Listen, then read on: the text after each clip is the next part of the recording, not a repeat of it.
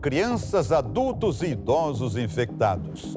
O mundo vive hoje a maior crise de sarampo dos últimos 13 anos, segundo a Organização Mundial da Saúde. O Brasil já é o segundo em número de casos nas Américas. Mas por que a doença voltou com tanta força por aqui após ter sido quase erradicada?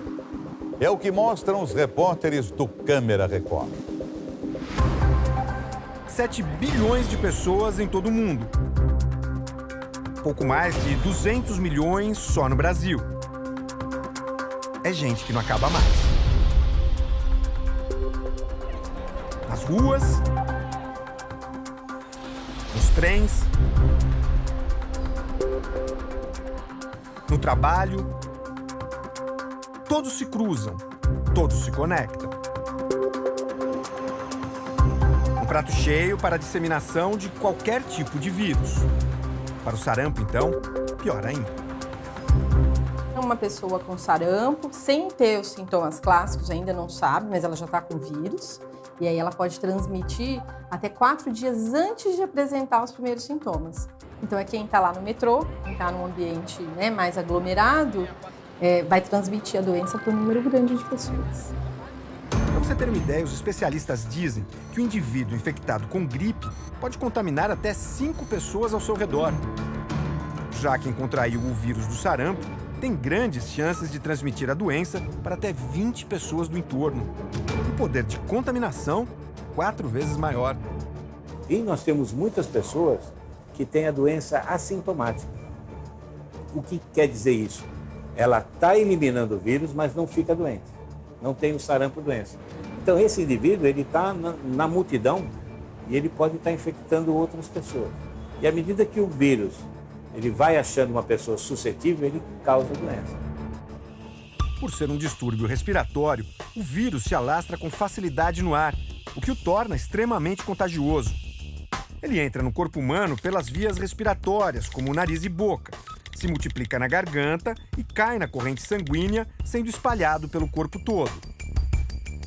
O doente apresenta febre, acompanhada de tosse, irritação nos olhos, manchas vermelhas pelo corpo, nariz congestionado e mal-estar intenso. Isso, em média, dura aí 3 a 5 dias, mais ou menos, né? E lá pelo 5º dia, 6º dia dos sintomas, a gente espera que esses sintomas comecem a melhorar. Em alguns casos, o quadro pode se agravar. O vírus do sarampo, ele atua muito no sistema imunológico, ele acaba reduzindo as defesas, ele diminui a nossa resposta imune. Então, as pessoas podem ter pneumonia como complicação, podem ter encefalite, que é uma infecção do sistema nervoso que é bem grave, podem ter complicações com infecção no ouvido, até cegueira. Ou então, em casos mais raros, a morte. Uma das causas morte do sarampo é a desidratação por diarreia, que antigamente, como o país tinha muitas pessoas subnutridas, nós tínhamos uma mortalidade alta por sarampo. Hoje, por exemplo, nós estamos tendo mais de 1000 casos de sarampo, mas nós não estamos ouvindo falar em mortalidade ainda. Tá? Por quê? A população está mais resistente. Para esta especialista em imunologia, a cidade de São Paulo já enfrenta uma epidemia. Os dados de São Paulo são bem impressionantes, e isso pela densidade populacional, né? Quase dobra o número de casos semanalmente. Então nós estamos vivendo sim uma epidemia de sarampo. Cautela é crucial em momentos como esse, assim como o estudo da evolução do vírus.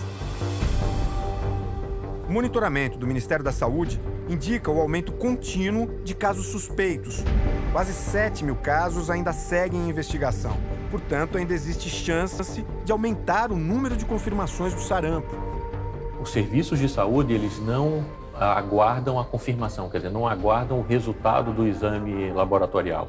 Então, atendi um paciente hoje com sarampo, fiz a suspeita clínica de sarampo, eu tenho 24 horas para notificar o órgão de vigilância municipal aqui na cidade de São Paulo.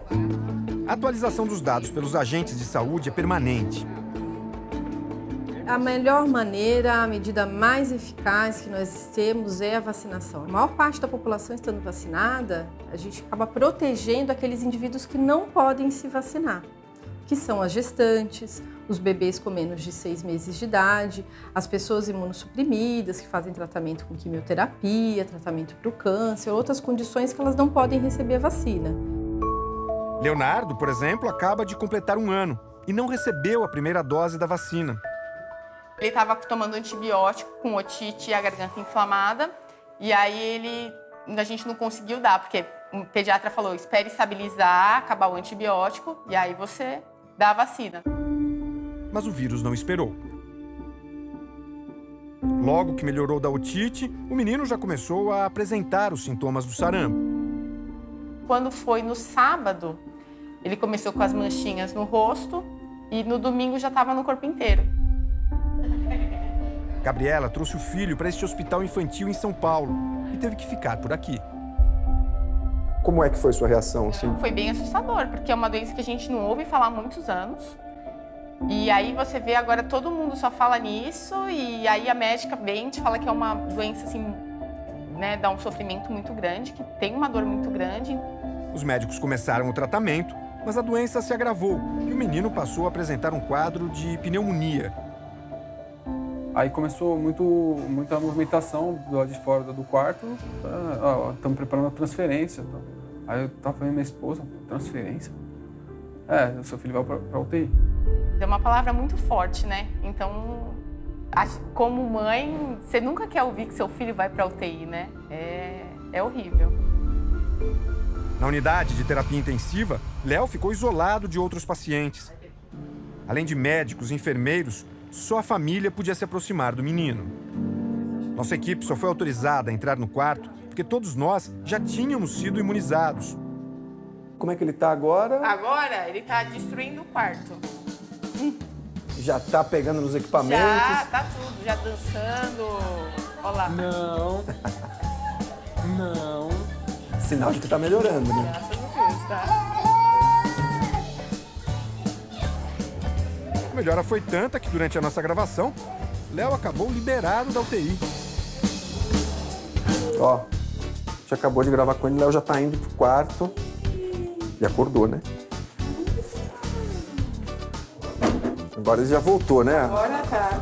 O furacãozinho voltou. Voltou. Mas agora vocês estão mais tranquilos também, né? Agora sim. Na hora da transferência, o menino ainda precisa usar uma máscara. O procedimento faz parte de um protocolo especial para tentar evitar a disseminação da doença que começa na chegada dos pacientes à unidade de saúde. Já tem um cartaz aqui com os sintomas. A pessoa tá, aqui, inclusive, já diz, né? Isso. Se a família percebe que está com esses sintomas aqui, procure a sala de pré-atendimento. E coloca a máscara na criança. Entendi. Na hora que a gente coloca a máscara, a gente diminui o risco da criança transmitir para outras pessoas. O primeiro atendimento é feito nesta sala. Aqui vocês estão priorizando para as crianças com suspeita de sarampo. Suspeita de sarampo. Por isso que está vazio aqui agora. Por isso que está vazio. E se essa sala for utilizada, ela precisa ficar desocupada durante um período de em torno de duas horas. Porque o vírus pode sobreviver, pode permanecer em suspensão no ar durante muito tempo. Então é um tempo médio que a gente considera como sendo suficiente para renovar todo o ar da sala. Na sequência, os pacientes com suspeita de sarampo são levados a leitos especiais, que ficam no andar de cima. Se ela tiver necessidade de internar, ela sobe e preferencialmente fica nesse quarto, nesse box, que é um box que tem pressão negativa também. Ah, é? Por que isso? Como é que funciona? Essa pressão negativa, ela faz com que o ar não saia da sala e não contamine o ambiente ao redor desse quarto. Então, ele é utilizado para contenção de doenças infecciosas transmissíveis por via respiratória.